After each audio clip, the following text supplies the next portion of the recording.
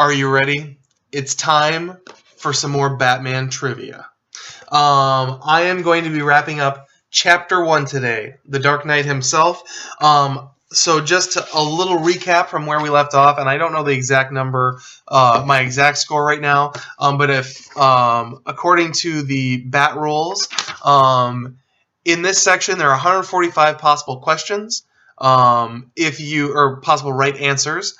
If you get 0 to 73 right, you suck, basically. If you get 74 to 114 right, you're a detective in the making, and I've already made it to that middle tier. Here's the kicker. If I get 115 to 145 right, congratulations, I know the Batman almost as well as he knows himself. That's what I'm shooting for here. Unfortunately, last round was really, really rough for me, but I have the chance to make it up with this last chunk.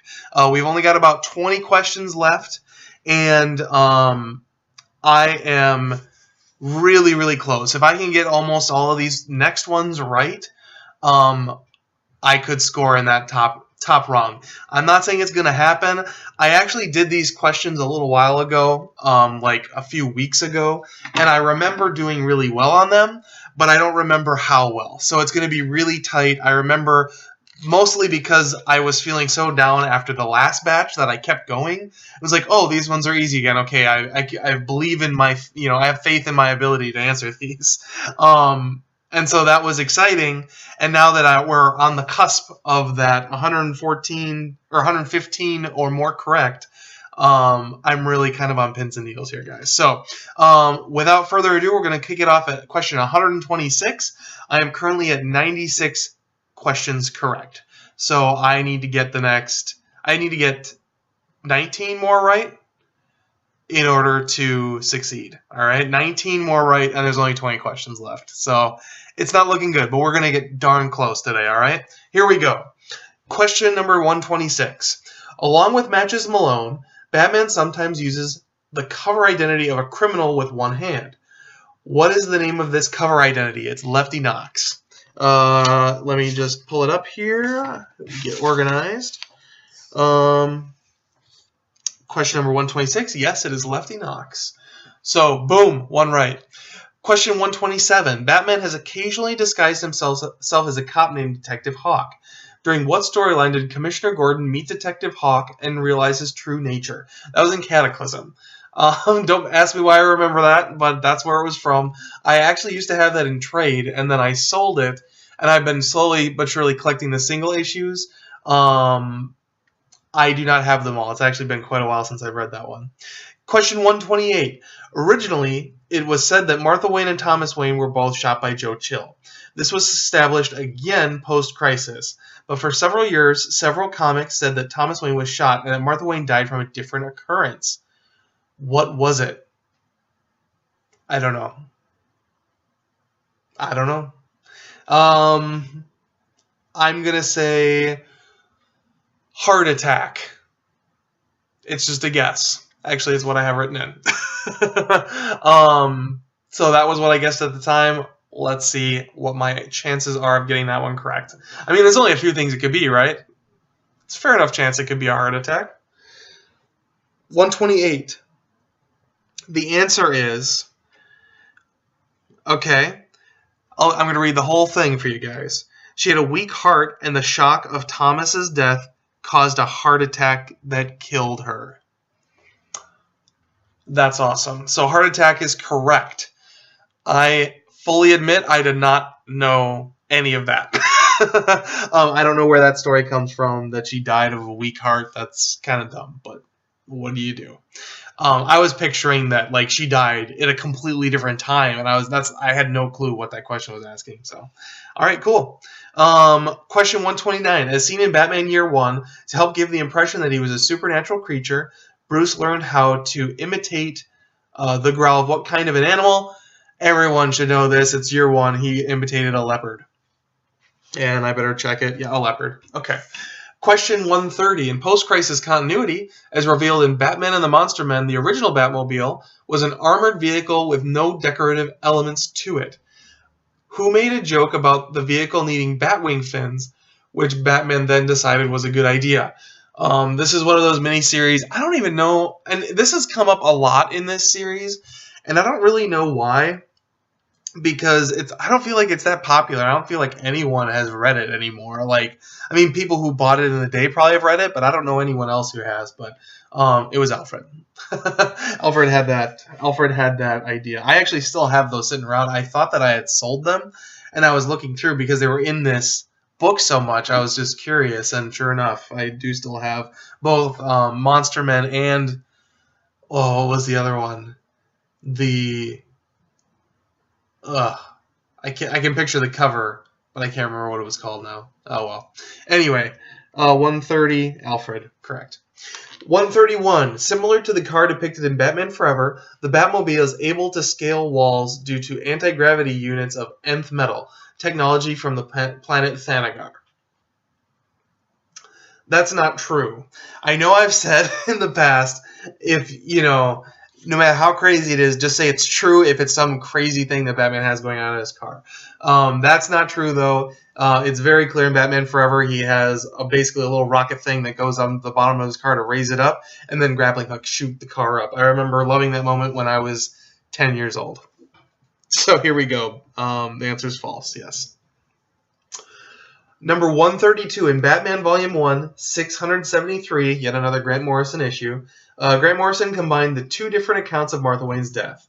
In his account, how exactly did she die? So that explains why that question was in there.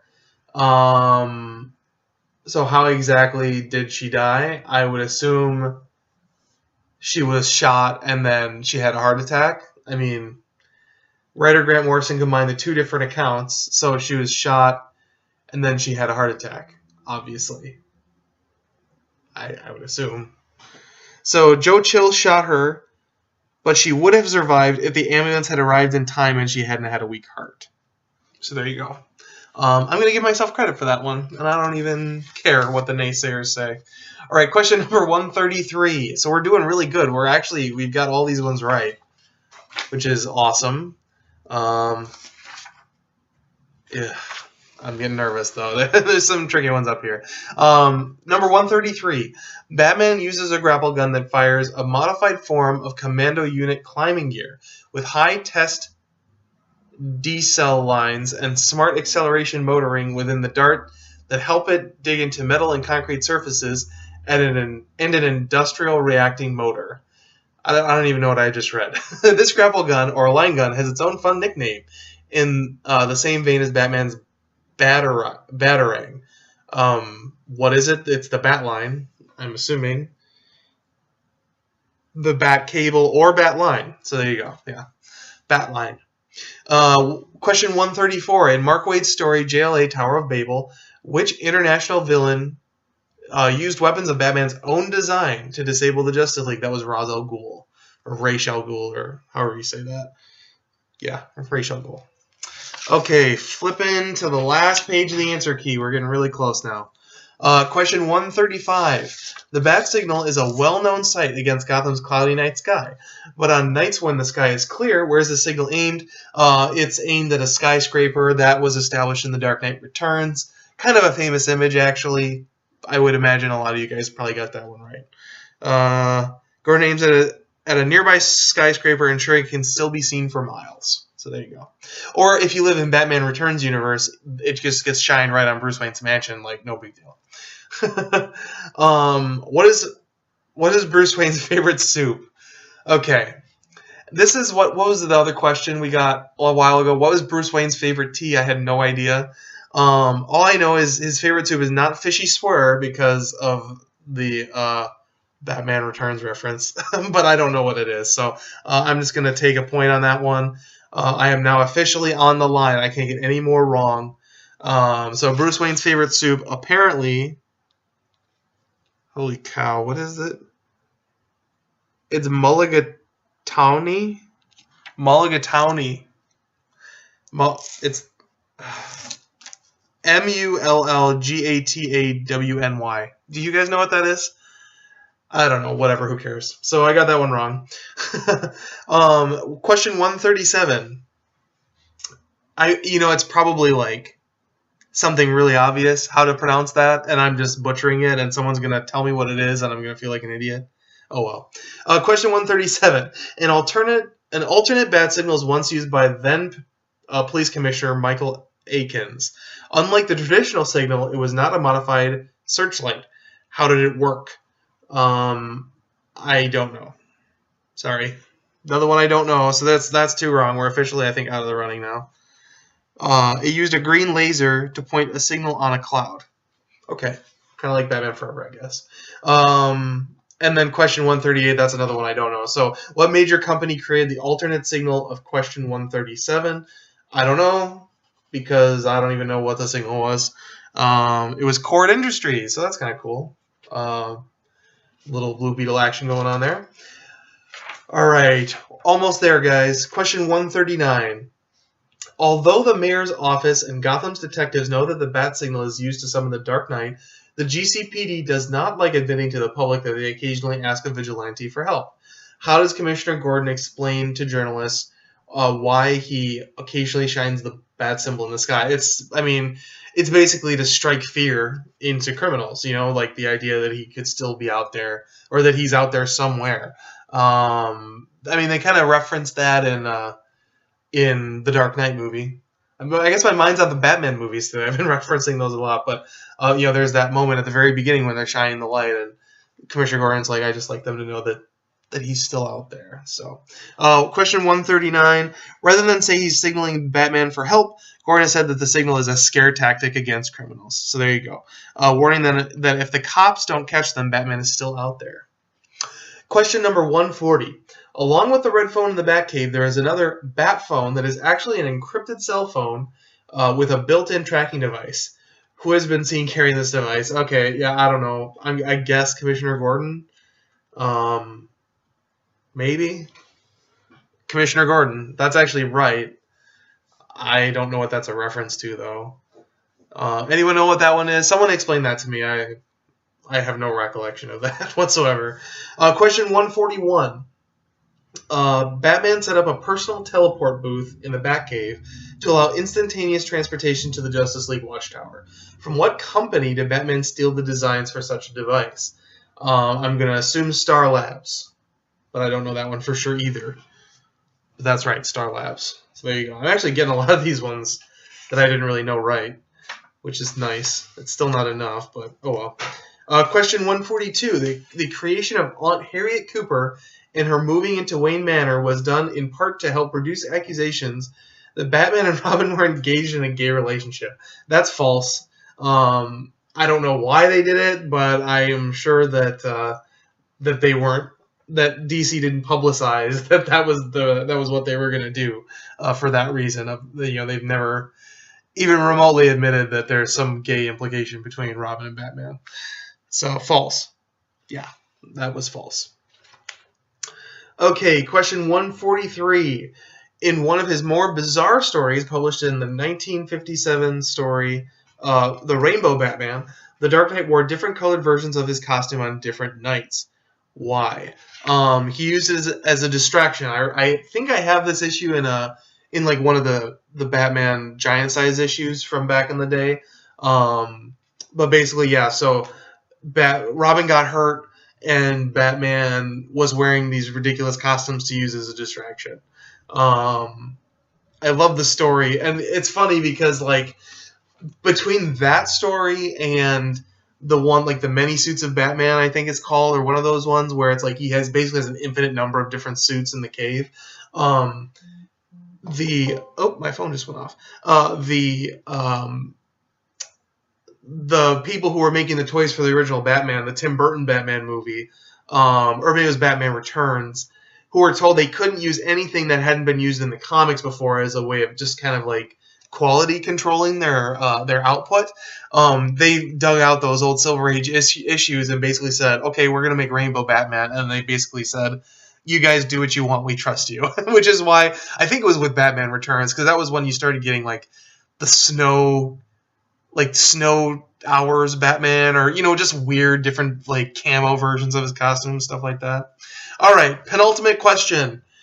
During times when he's had to unmask, Batman has had makeup and thin layers of fake skin attached to his face, so the people who see him will think he's actually someone else, disguised as Bruce Wayne, and his true face, is still hidden. I would assume that that's true. It's another one of those. Yeah, he probably has done it. Yeah, that's true. And then final question. In the 50th anniversary issue of Detective Comics, published in 1987, Batman met a detective. It was Sherlock Holmes, whom he was surprised was still alive. Who was this person? It was Sherlock Holmes.